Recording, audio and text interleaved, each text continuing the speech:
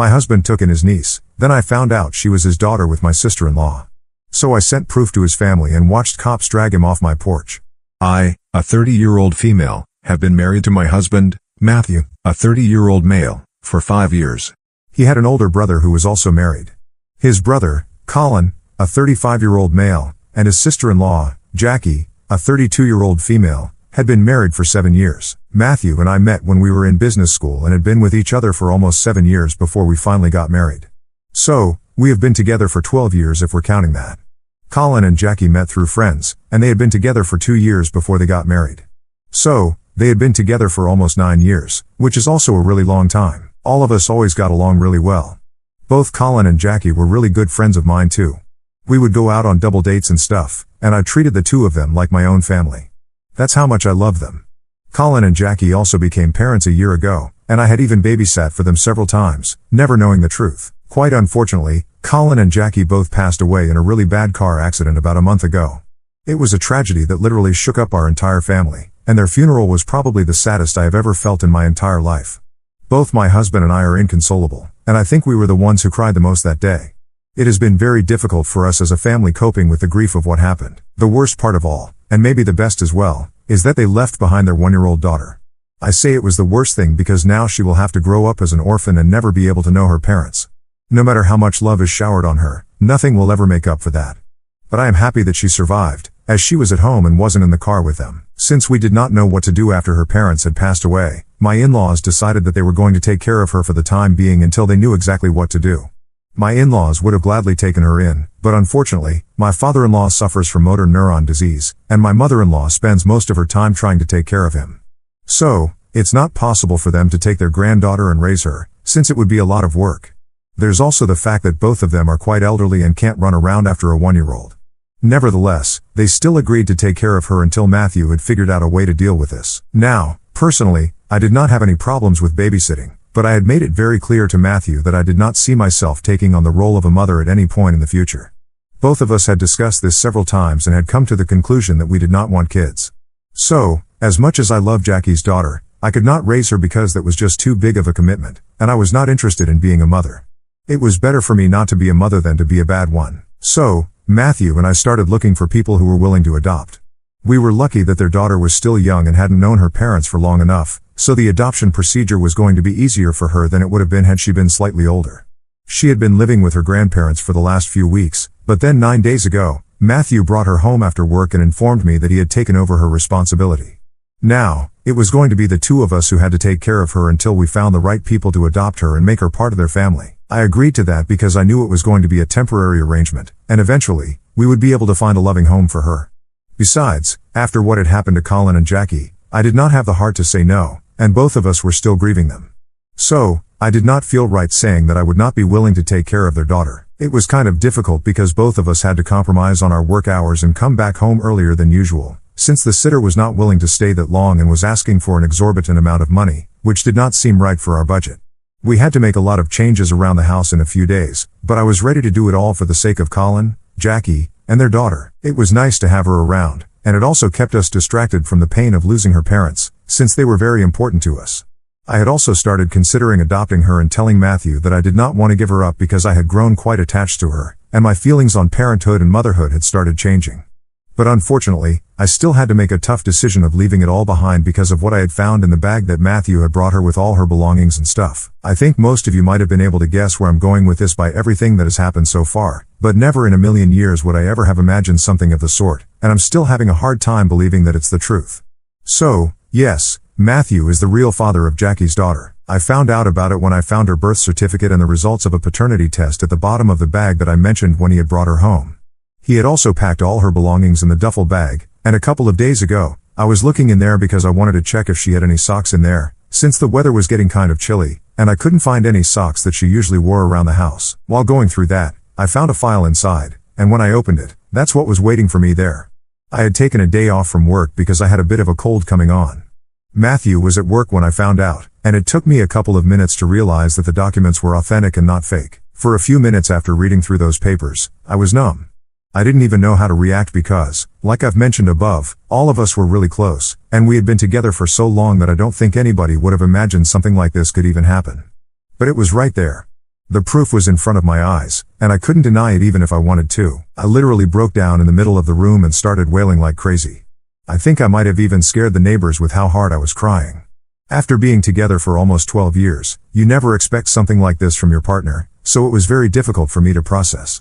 But I pulled myself together within half an hour, decided to stop crying, and called my lawyer up immediately. I sent him photos of what I had, and for good measure, I took them with me while I was leaving the house. I still have them with me. After I had spoken to my lawyer, the reality of the situation hit me, and even though I was really sad, I was also equally angry. I don't even think that anger begins to explain how I felt. I was infuriated, and he was really lucky that he was not at home that day because I might have done something to him that could not be undone. I'm not even ashamed to admit it, but anyway, I was really upset, and so I decided to take photos of the documents that I had found, and in my rage, I decided to send them to everybody in his family. And when I say everybody, I'm not even kidding. I mean literally every single person whose contact information I had on my phone. I just blindly collected all the contacts and sent it to them with the caption that said that I now knew the truth about Matthew and I wanted them to know what kind of a person he was as well. After sending that text, I started packing my things as quickly as I could so I would be able to get out of the house before Matthew came back home. I had to do something about Jackie's daughter as well because I was not going to leave a 1-year-old at home alone no matter what was going on. I was pissed off with Matthew, not with her. She was just a baby. She didn't even know what was going on. So, I decided to take her along with me and move to my parents' house. When I reached their house that day, I had been crying in the cab while heading over to their place anyway. So, when I finally got there, I had already been crying for a while, and when I saw my mother open the door, I broke down into tears again and did not stop crying for about the next hour. I had turned my phone off so that nobody would be able to reach me because I simply did not want to be contacted, especially by anybody from Matthew's family. I was in a really bad place at the time, and I would say that I still am because there is no easy way to deal with this. Anyway, after I had told my parents about what I had found and shown them the proof, they told me that I had made the right decision by choosing to file for a divorce and talking to my lawyer immediately.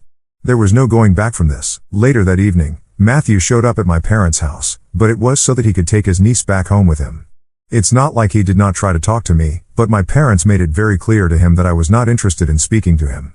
I think he was standing in the doorway refusing to leave for about half an hour, constantly arguing with my parents and demanding that they let him in so he could talk to me. He insisted that he could explain everything, but I'm not an idiot. What happened? No explanation of his was going to change the truth. I was really disappointed, and part of me actually wanted to go down and talk to him myself so that I would at least be able to get some clarity or some closure. But I decided against it because I did not trust myself or my emotions, and I did not want to act rashly. Everything was still very fresh that day, and I couldn't deal with any of this drama at that point. So, I chose to stay in my room quietly and let him argue with my parents and then leave instead of going downstairs to talk to him myself. So, he left with his niece, and I only turned on my phone after that. As soon as I turned my phone back on, I was bombarded with messages from everybody who had received my text earlier, where I had sent them the pictures of the documents and talked about how I finally knew what Matthew really was and what he had been up to behind my back. Everybody was apologizing even though it was not their fault, but I could sense that even though they were apologizing, it was more like we are sorry, but now that it's done, you have to take him back because you guys have been together for so long, and not we are really sorry that this happened to you and whatever you think is appropriate, you should do that. Most of the messages that I received had that vibe. People were saying things like this is unacceptable, it's outrageous, and whatnot, but the next message was mostly just them talking about how we had been together for 12 years and how they did not want to tell me what to do, but they were sure that we would be able to work things out and would really love for us to stay together. They did say that ultimately it was my call to make, but I knew that if they got to know that I had already spoken to my lawyer and filed for a divorce, they would not be pleased with that. I have not blocked Matthew anywhere yet because I'm still very confused about what I should do. He has been sending me messages and trying to call me ever since I left, but I haven't been responding because I just don't know what to do now. My mother sent me a message last evening saying that there is an explanation for all of this, but she thinks that it would be better for Matthew to explain it to me, and for that to happen, I have to actually speak to him. She kind of implied that I shouldn't just cut him off without even bothering to hear his side of the story and that I need to talk to him at least. So, I messaged her back finally saying that I did not need to respond to him because I had seen with my own eyes what the document said, and I knew the truth now. I highly doubt that he would be able to say anything that could change the fact, and she told me that I had seen what was true, but I still needed to talk to him to get to the bottom of this. Not doing so would just make it so much worse because people in the family were already reeling from the loss of Colin and Jackie, and this would just shatter Matthew and his family. I am in a very difficult position, and I have no idea how to go about this.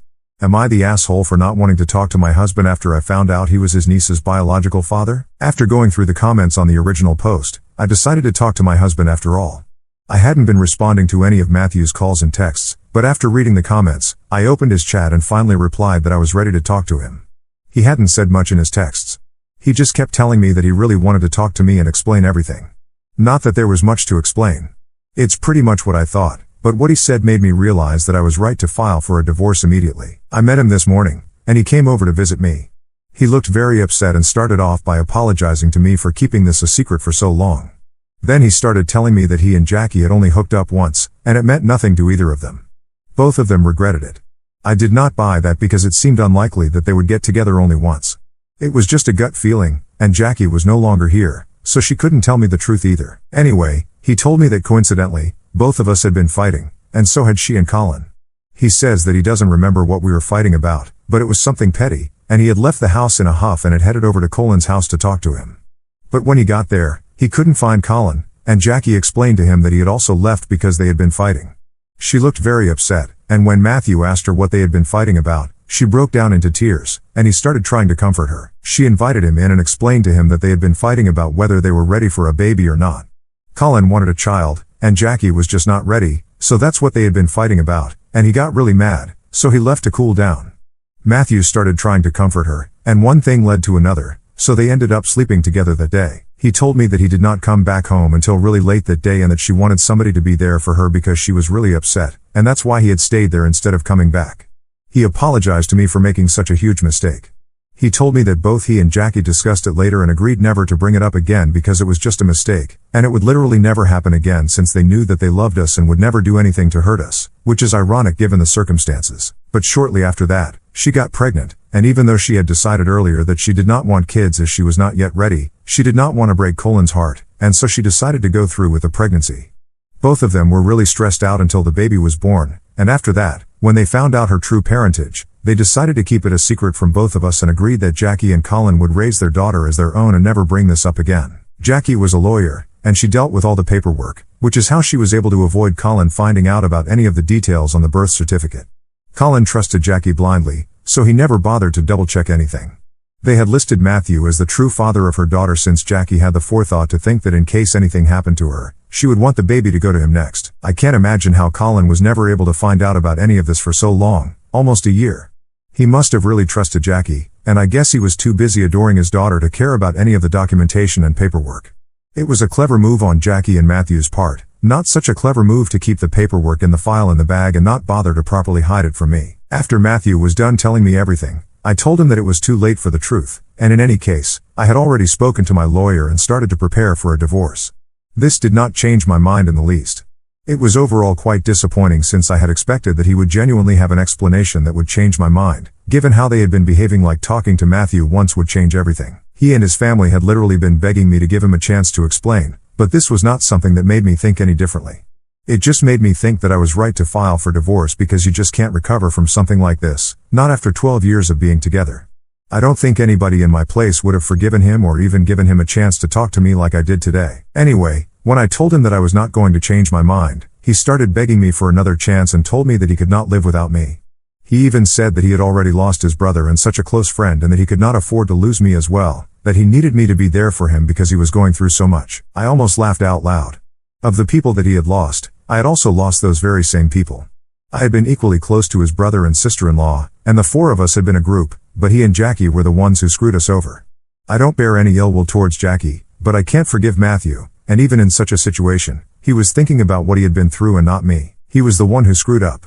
This was his fault, and I was the one who had lost two of my close friends and then found out that my husband had been cheating on me and even had a daughter with another woman who happened to be so close to me, all in the span of just 1 month. It couldn't have been easy for me either, but I was still trying to deal with it with dignity. I explained all of this to him, but he just refused to understand and kept begging me to come back to him. After one point, it started getting on my nerves, so I just told him that he had to leave, and if he didn't, I would be forced to call the cops on him and have him removed from the property. So, he left after that, but he told me that he would be back and he was not going to give up until I came back to him. He sounded pretty determined, but it honestly just doesn't make a difference to me anymore. He has broken me in ways I did not think was possible, but it's done now, and I feel like an idiot for even giving him a chance to explain. I don't know what I was thinking, but at least now I know the whole story, and I know that I cannot forgive him, not now and not ever. I just spoke to my lawyer.